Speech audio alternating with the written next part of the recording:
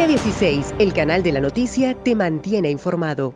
El señor ministro tiene que sentarse, como digo yo y como decía Félix Veragoy, a dirigir. Tiene que sentarse a reflexionar, que él conoce el sistema, porque él trabajó en Plan Decenal. Fuimos compañeros de la Comisión General de Plan Decenal y él fue viceministro y él conoce. Y es una pena que haya dicho. Eso sí no fue cómodo para mí. Que el 4% de los últimos 10 años se han metido en el zafacón. Hoy las escuelas que tenemos construidas, hoy los maestros que tenemos con maestría, hoy los niños que están utilizando tablet, hoy los maestros que ya hablan inglés, hoy los maestros que usan la computadora. El ministro anterior pudo salvar el año, porque hay que ser muy mezquino para no decir que Roberto Fulcar, el año no se perdió. ¿Y se hizo con qué? Con la tecnología. ¿Y quiénes la usaron? Los maestros que aprendieron allá en el centro de maestros conectados allá en Boca Chica. De manera que él lo que tiene que sentarse a saber que él es ministro.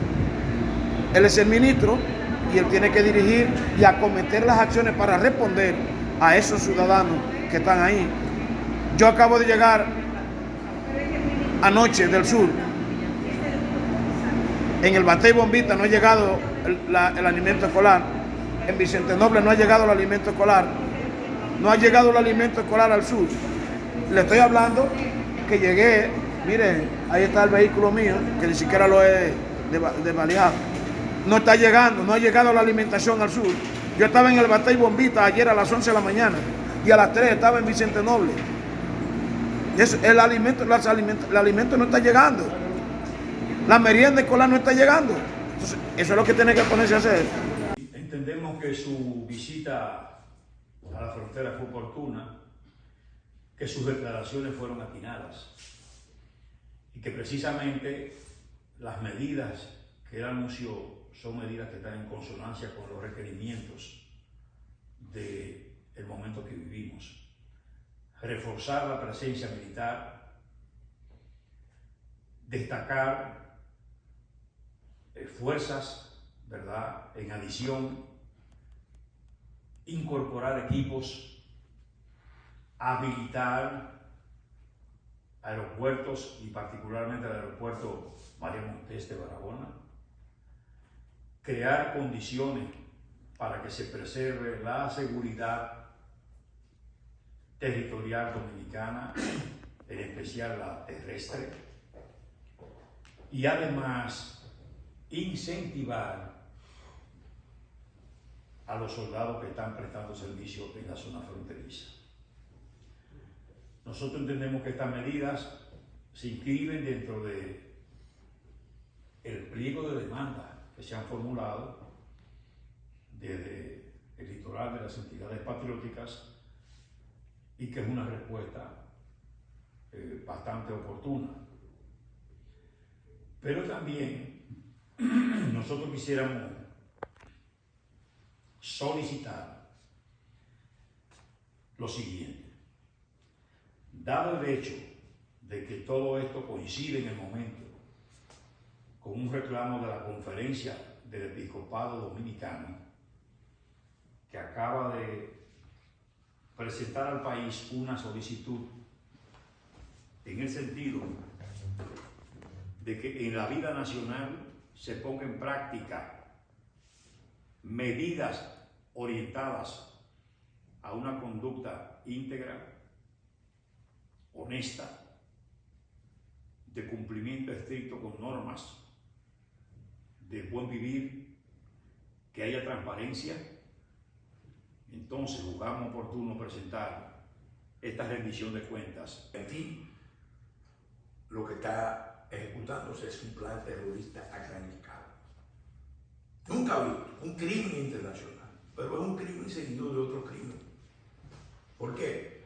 Porque los que están ejecutando ese crimen allá son los que están forzando la apertura de los espacios de República Dominicana para que se convierta en un país de refugio, en un país donde se abran, especialmente en su zona fronteriza,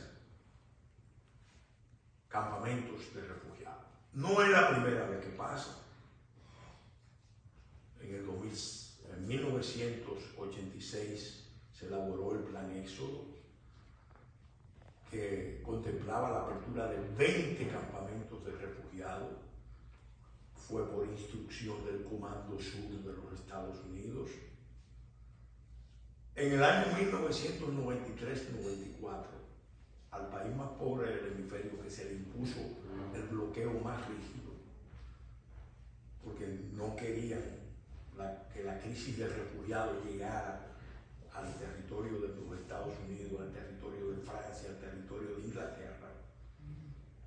Entonces le pidieron al gobierno dominicano que abriera campamentos. La ley de salud pública, la ley de medio ambiente, la ley del consumidor, la NORO 253, una norma que regula los alimentos, no se cumple. Como esa no se cumple, nosotros entendemos que sí debe haber una ley que obligue a su cumplimiento. ¿Qué dicen las actuales leyes? O sea, las actuales, bueno, por ejemplo, debe tener la información en español, la información nutricional legible, con letra que la gente la entienda. Dice eso, dice la ley de salud, dice la ley del consumidor, dice la ley de medio ambiente, dice la norma, NORO 253, revisada en el 14, o sea, todas las normas lo dicen, pero aquí no se cumple. Eso impacta, ¿no? ¿Por qué otra ley entonces? Si tampoco... Necesitamos una ley para que se cumpla, que obligue, porque si está vinculante, no se cumple, pero una ley especial sí se tiene que cumplir, porque como lo estamos proponiendo, es de cumplimiento obligatorio. Entonces eso impacta, ¿no?, en la vida de los dominicanos. Sí, tiene que impactar, es para eso, para que impacte en la salud.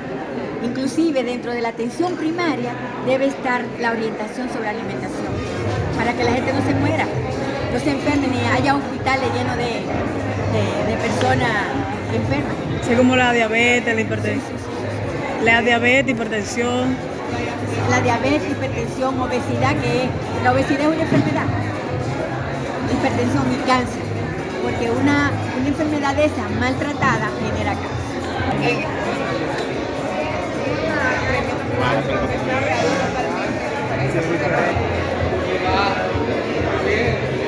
Don Rodrigo. Date cuenta que el gas ha sido una estafa todo el tiempo y nosotros lo hemos denunciado, de que desde la fórmula que es 70-30, a nosotros se nos han venido vendiendo un gas 90-10, ¿verdad, Polanco?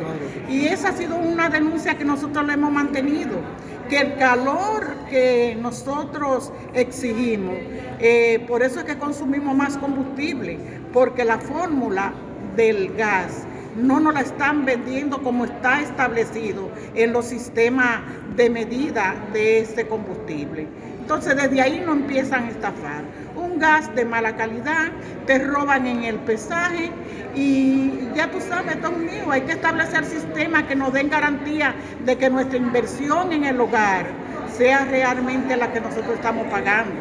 Tanto pro consumidor. Especialmente el GLP. Hay que señalar que nuestro movimiento, las amas de casa, los consumidores en sentido general, hemos reclamado que sea pesado, porque los que lo importan es pesado, que lo compran, es por tonelada métrica y la tonelada métrica eso es pesado. Sin embargo, nos lo venden en volumen, por galones, y entonces ahí nosotros estamos muy perjudicados. Nosotros exigimos que el GLP nos lo vendan pesado, porque así es más difícil estafarnos, porque ahora mismo las envasadoras de GLP son el muro de las lamentaciones. Las amas de casa no pueden ni siquiera llenar un cilindro. Échamele 200 pesos, 300 pesos, y a esa poca cantidad de GLP aún le estafan y le roban.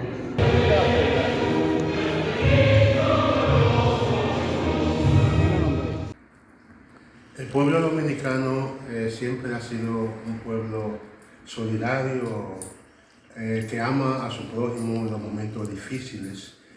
La declaración del presidente de no permitir un asentamiento en caso de que Haití haya una situación de calamidad no corresponde, no guarda relación con la tradicional forma de apoyar, de solidarizarse del pueblo dominicano. Nosotros entendemos que en momentos difíciles como en el 2010 el pueblo dominicano, la mayoría del pueblo dominicano se solidarizó con Haití. El pueblo dominicano no necesita un decreto formal para convertirse en un centro de atención, de apoyo para el pueblo haitiano y cualquier otro pueblo del mundo.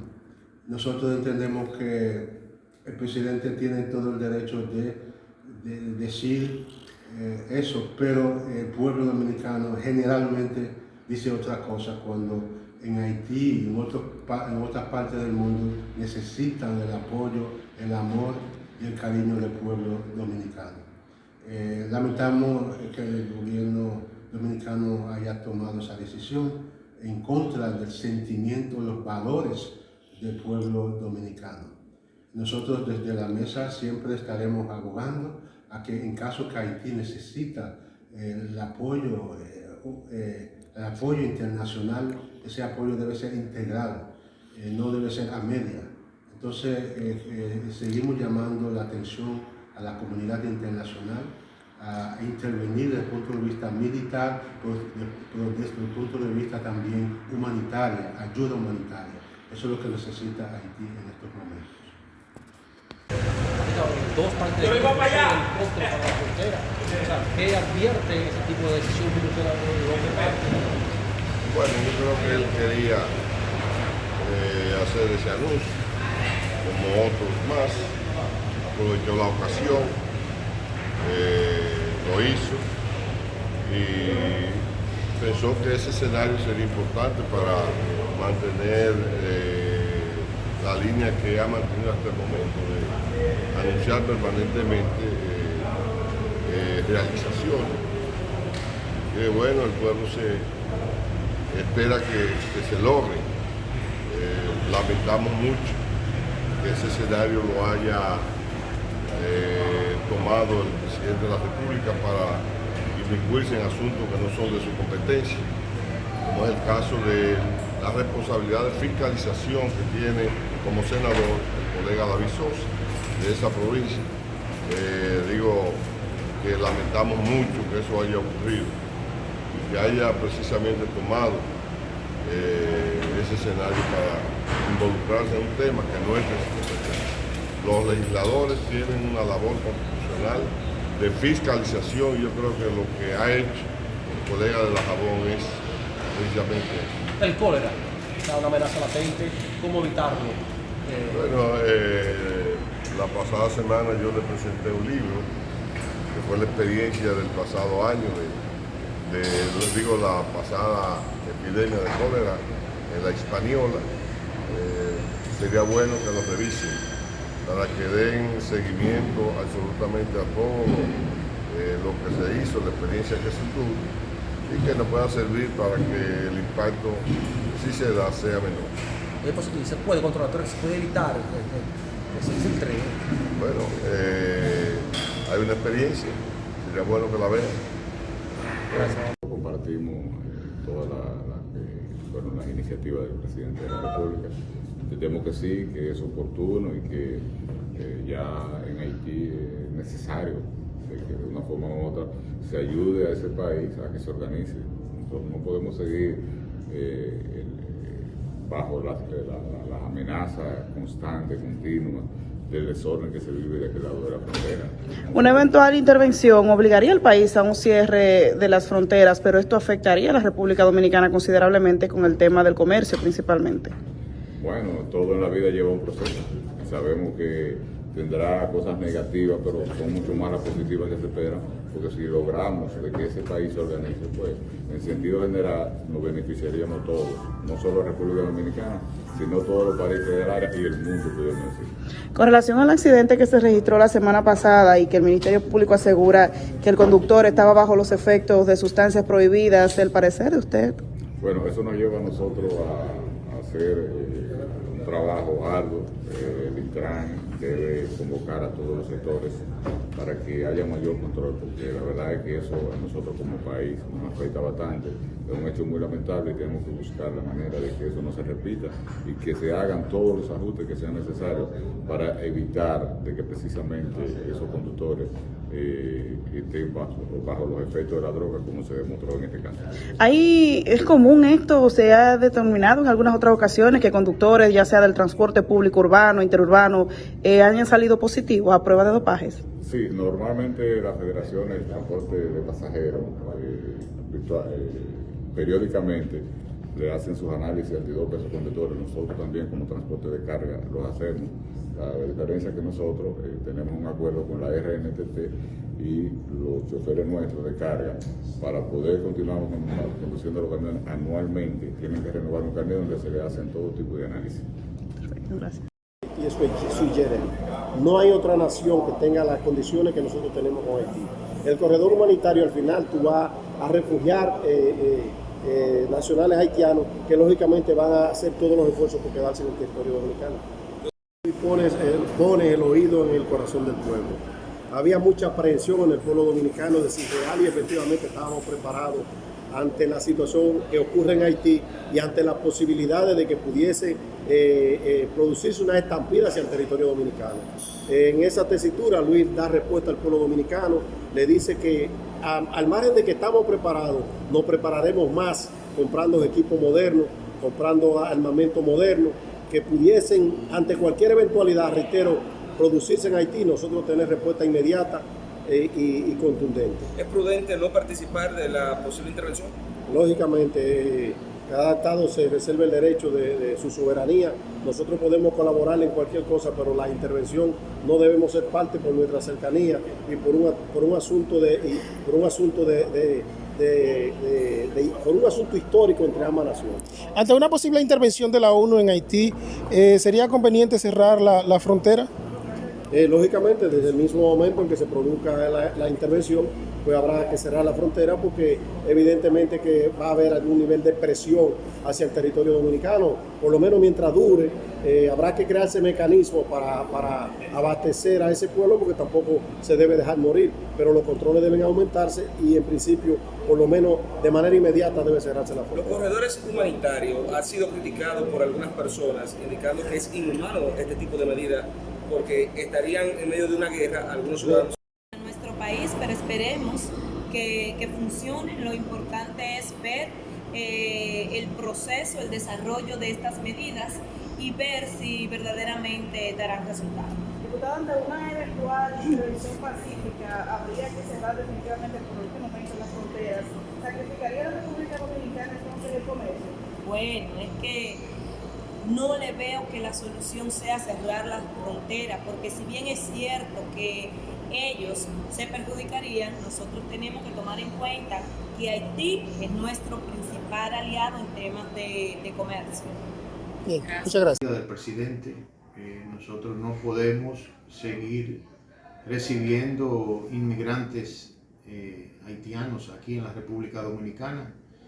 Ya las organizaciones internacionales deben de tomar cartas en el asunto. Observamos de que ya hay intentos de ocupar o llegar a Haití para ver si se le pone una situación de cierre a este caos que está viviendo nuestro país vecino. Haití tiene que sentir una colaboración de República Dominicana, y a nosotros como dominicanos somos los que más nos conviene hacer esa colaboración para que se resuelva el problema haitiano. Eso de que no vamos a aceptar, si tenemos que aceptar a algunos refugiados, tenemos que hacerlo, porque nosotros somos el país más vecino de Haití.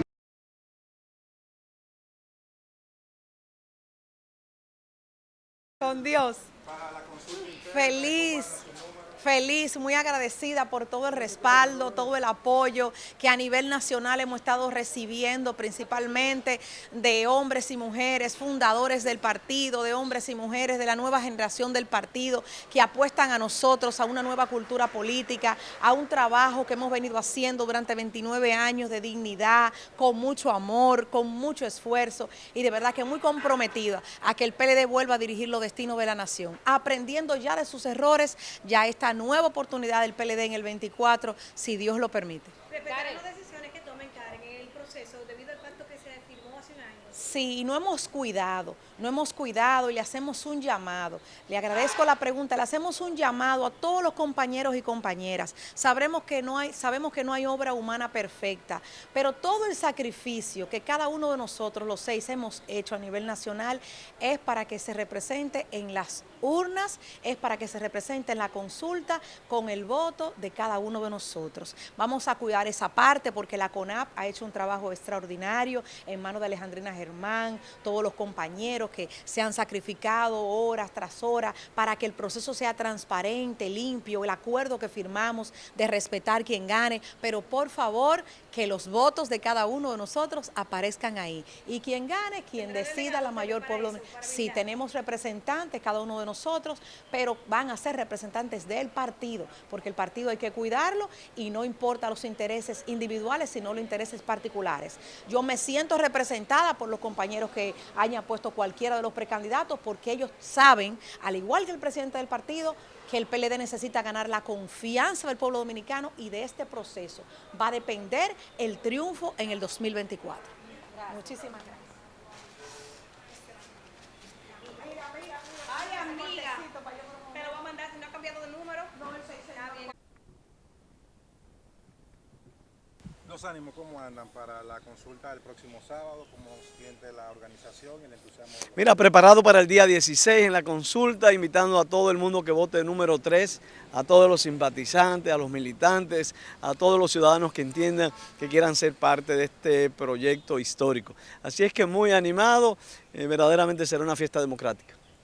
¿Hay el consenso entonces de que tienen la seguridad de que no habrá división en el Partido de Liberación Dominicana a raíz de...? Yo creo que hay el consenso de votar 3.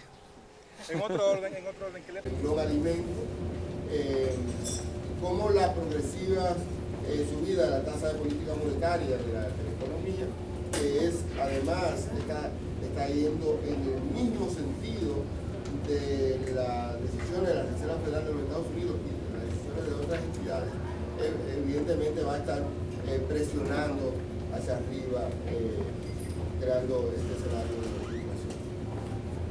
En el documento vemos el tema de la apreciación del tipo de cambio a pesar de este contexto, de déficit de la balanza de la cuenta corriente, de la balanza de cuenta corriente de la balanza de pago, y vemos claramente que en esta apreciación del tipo de cambio reconocemos la contribución del turismo, pero también la contribución de las remesas en ese comportamiento del tipo de cambio en la República Dominicana y el efecto de colchón que esto genera para que el nivel de inflación no sea más alto. Dedicamos en el informe una mirada al tema de la formalización del trabajo doméstico y en este sentido vemos que el salario mínimo que se está proponiendo es básicamente el mismo salario que existe. Destacamos como interesante la puesta en marcha del régimen subsidiado contributivo, que es en la práctica lo que está estableciendo el gobierno con ese aporte para la formalización que va a impactar en 145.000 personas con una inversión mínima de 63.6 millones de pesos. Y llamamos la atención sobre la necesidad de aplicar la ley de indexar el salario del monto mínimo exento a la inflación, elevando, como decía, el mínimo exento de 34.000 a 46.600 pesos. Yo creo que fue el último que me integré. La situación que estamos experimentando, hay una proyección, ¿verdad?, de es una inflación interanual que ronda el 8%. No vemos posibilidad de revertirla, dado el contexto global y dada el incremento sucesivo de la política de tasa monetaria del Banco Central, que puede aumentar y va a seguir esa tendencia. Más bien, estamos llamando la atención a la necesidad de indexar el monto mínimo del salario sobre la renta. Y estamos llamando a la necesidad de discutir el tema de los salarios reales. Tienen que ser sometidos, el salario tiene que ser revisado, porque la última revisión que se hizo, ahí en el informe lo destacamos, se quedó se lo tragó la inflación que hemos acumulado durante todo este tiempo, además que fue, como ustedes saben, una revisión parcial, se ajustó al tipo de empresas y demás. Este tema está pendiente. Entonces, esas son unas de las soluciones a la cual usted le genera al Estado de que sí haga la revisión de nuevo para entonces mejorar. Claro.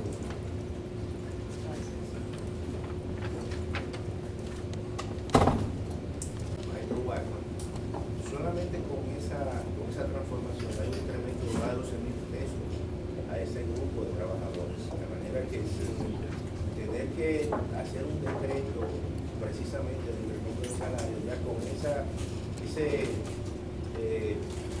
corrección de indexación, claramente que le permite un incremento del salario a ese grupo de trabajadores. De manera que eso es parte también de sugerencias que hace el Instituto, precisamente para mejorar las condiciones de vida en un contexto que todos sabemos que es un contexto inflacionario, un contexto donde la inflación, al margen de que ha cedido un poco, pero es prácticamente el doble de la inflación neta del Banco Central.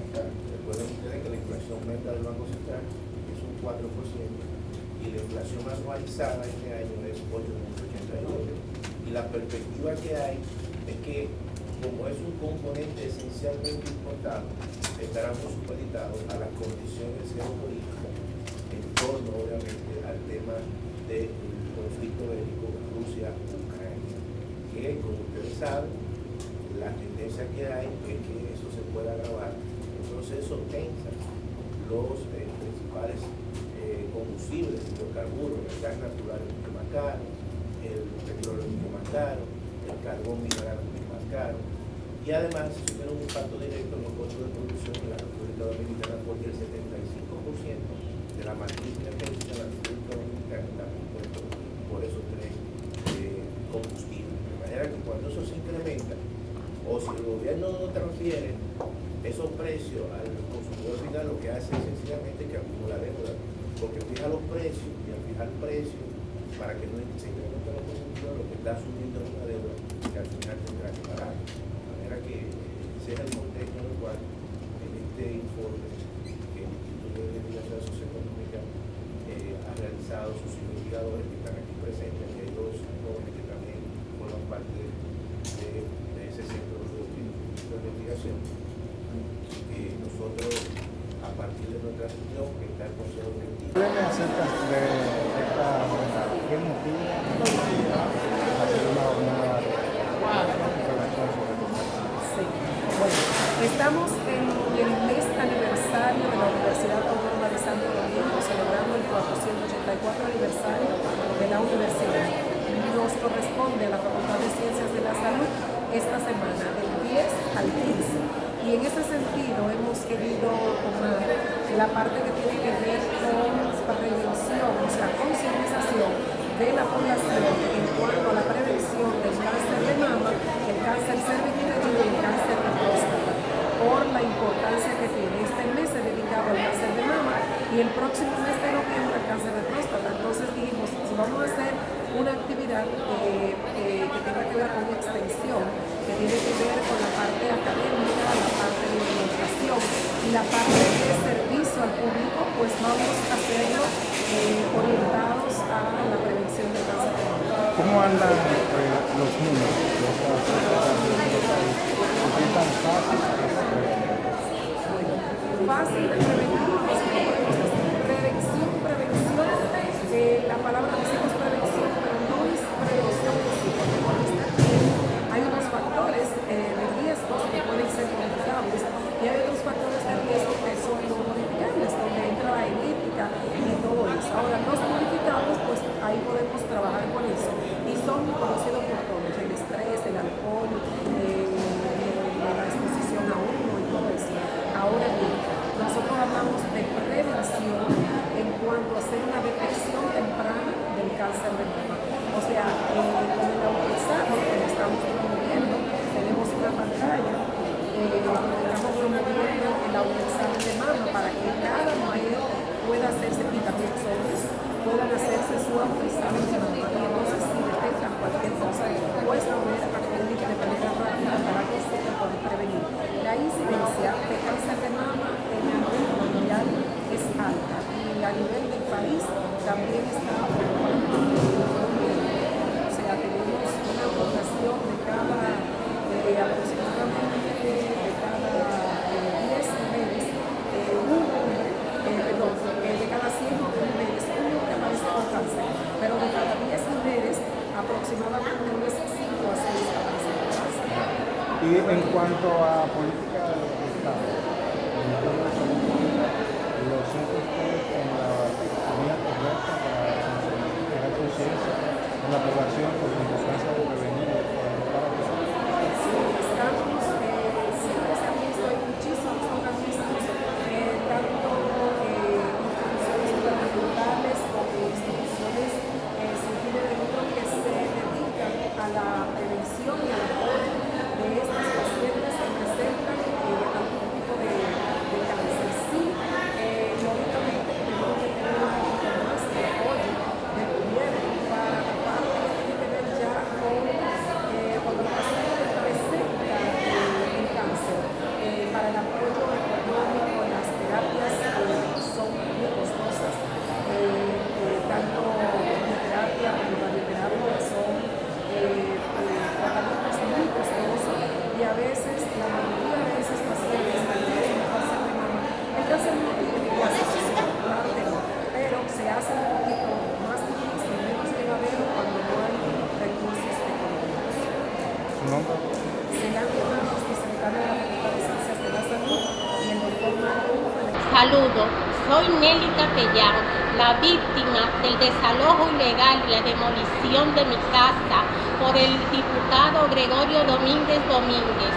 No estoy de acuerdo con el resultado de la Suprema Corte de Justicia, donde le quieren echar la culpa a los empleados del señor Domínguez. Y hay que ver si ellos están dispuestos a soportar 5 años de cárcel por salvar al señor Gregorio Domínguez. Pido justicia y pretendo justicia. Y yo quiero aprovechar en el día de hoy para pedirle al Todopoderoso y para pedirle a Luis Abinader que tenemos una familia que viven en 2 escuelas y que usted ha instruido al director del CEA y a los funcionarios para que se busquen los terrenos para la construcción de los desalojados del barrio Freddy Veragaico. Y aquí tenemos al ministro de Agricultura que tiene en sus manos 125.000 metros, que 100.000 metros de eso se puede utilizar para la construcción de la vivienda de esos desalojados y de otros que necesitan. También aquí no puedo pasar por alto para solicitarle al señor presidente que se continúe el programa de titulación y reconocer al licenciado Emérito Torres como un hombre fajador y como un hombre con un equipo que vino aquí y en menos de 6 meses se está titulando la titulación más grande a nivel nacional. Honor al que honor merece. Y para eso el Consejo de Regidores, el Consejo de Legisladores Municipales del municipio de San Carrizo Con el permiso del señor ciudadano presidente de la República.